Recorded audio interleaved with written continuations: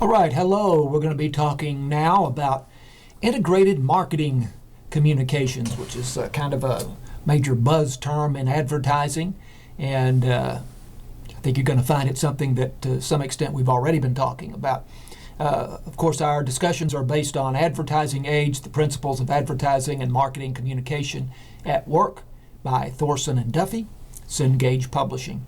Integrated marketing communications is the process of using a wide range of promotional tools working together to create widespread brand exposure. So, in essence, we've really been studying this all along, the use of a wide range of media options.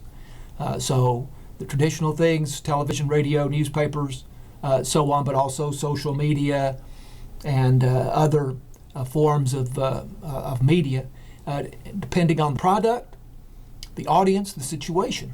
And that's integrated marketing communication. Advertisers consider the marketing communication problem and whatever the problem may be, and then try to identify how to get the most persuasive message to the target audience at the right time and in that audience's preferred media. So that's what we're talking about with integrated marketing communication. So in a way, we've been talking about it all along, but we haven't put a name to it. In some cases, you might use traditional advertising. This is not to say that traditional television, radio, newspaper, magazine advertising is out. But in other situations, you might use them, traditional advertising, in combination with social media or publicity. And we were talking about public relations recently. Public relations is primarily the means by which we generate publicity, separate from advertising. Digital and peer-to-peer experiences are increasingly more appealing and so we might say more effective than traditional media messaging. We have changed, and especially younger audiences have changed in how they consume media and in terms of what their preferred media is, so we have to take that into account. But so digital and peer-to-peer experiences may be, all in all, the most effective means of communication at this point.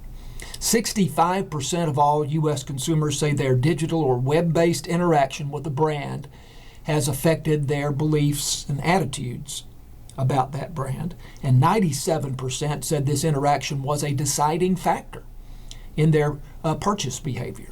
So traditional advertising is still important, still useful in many ways, but we are much more aware of the advantages of digital and social media advertising. A couple of interesting campaigns here I want to show you.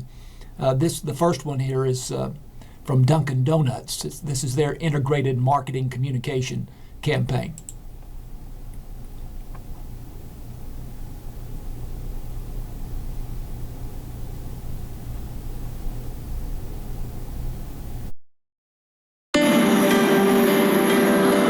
The capital of Korea, Seoul, is nicknamed the City of Coffee.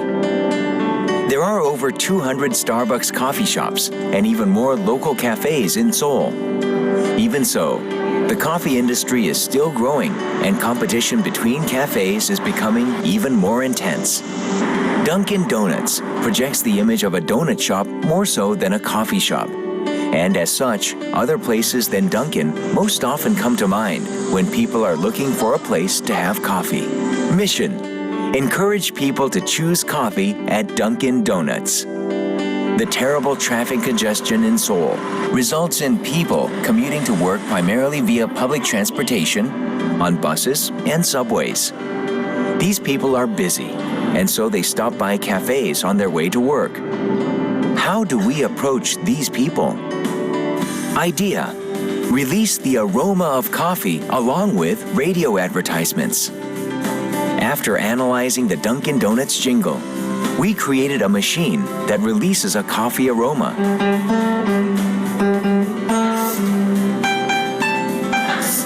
The machine is triggered only by the sound of the Dunkin' Donuts jingle. This jingle was inserted at the top of the Dunkin' Donuts radio ad. When a Dunkin' Donuts ad plays on the radio, a coffee aroma is simultaneously released.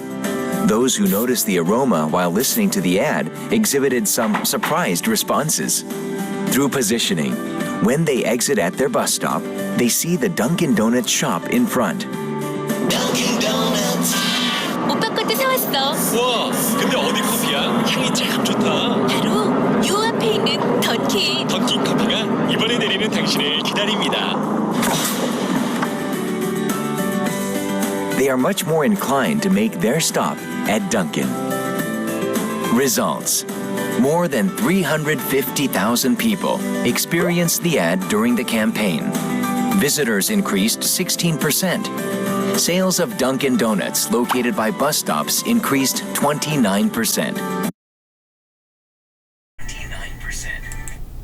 So it's almost over, but I went ahead and stopped it. Pretty remarkable campaign. They're very creative, but you see they are combining traditional media radio advertising with something that is more cutting edge, more up to date, shall we say, but really, really imaginative there. And then this is M&M's use of integrated marketing communication. This leans more heavily on strictly digital or social media.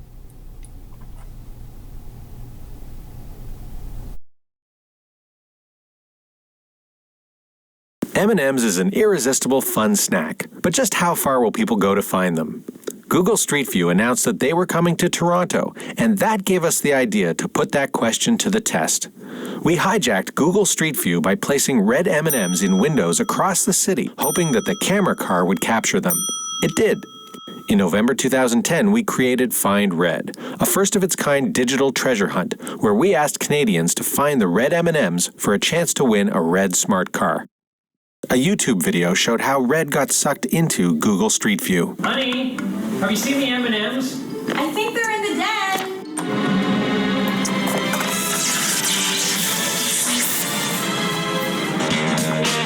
Players were then sent to our site where they could start their search.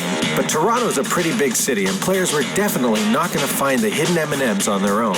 They needed some clues. Over 4 weeks, players got clues on the website, on Twitter, and Facebook. In the real world, we had QR code wild postings to unlock special clues.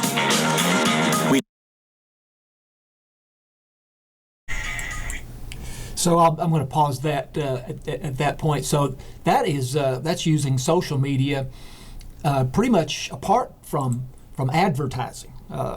This is controlled media, as we have talked about in previous conversations, and something that M&M's could do without the expenditure of money to place ads on television, radio, newspapers, magazines. So that's very much use of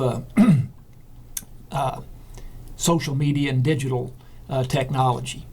Red Bull is known for integrated marketing communications approach to promoting its brand using a combination of advertising, digital media, and unusual events. So here's some video on integrated marketing communications for Red Bull.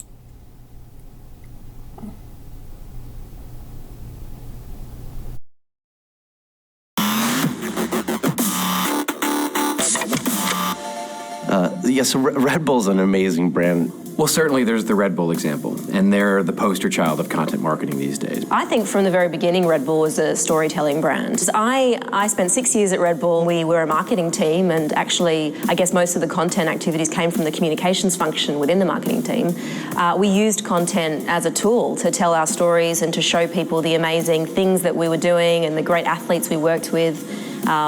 A lot of the things that we did at Red Bull were in the action sports realm, so they were super visual and spectacular, and it just made sense to capture that and share that with the world. Perhaps a little arrogantly, we felt that the mainstream media weren't particularly good at filming and photographing the kind of sports and things that we were involved in, so we took ownership of that. At Red Bull, we were always told to focus on the audience and what was important to them and what made them passionate about their scene, about their sport, about their favourite athletes. and really think about them as individuals and not really worry too much about how they all crossed over. So I think that sort of single-mindedness and focus on quite a few audiences was one of the things that put us ahead.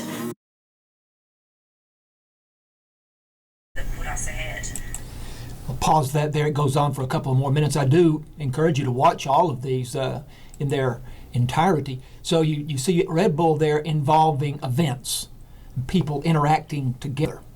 Also, that was true of the M&M's campaign that we saw the video on, where you have people involved in activity and then interacting to some extent together, which is a big part of the integrated marketing approach.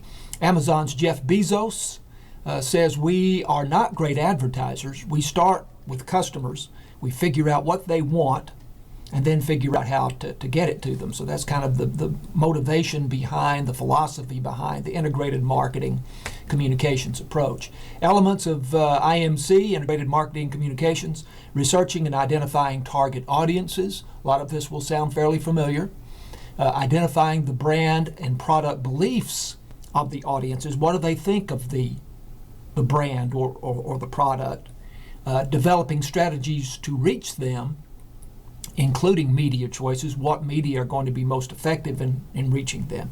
Setting objectives, planning budgets, implementing tactics, the specific things that you're going to do to accomplish your aims. So those are the steps. Evian had an interesting campaign. It was called Live Young. They created a viral video that had 100 million views a number of years ago, 500,000 Facebook fans, but they also use television, traditional television. So in that sense, it is the integrated marketing approach. Here's the Evian Babies campaign, at least one of the commercials. So if the idea of a campaign is to promote that the product helps you to stay young, to be young, then what better way to exemplify that than by the visual image of babies doing what they were doing there, the dancing and skating and the rest of it. So really a fun campaign. And then, as we say, so this was a viral video, but it was also seen on regular broadcast and cable television. So that's the integrated marketing aspect of it. Planners need to be medium agnostic, which means that they put aside their prejudices or their preferences for certain media. Be open to the use of any media that might be effective. It's easy to fall in love with particular media, and I understand that, and I'm a radio broadcaster by trade, and so I have to be aware of that. So we need to be open to the use of all kinds of media, whatever may be most effective.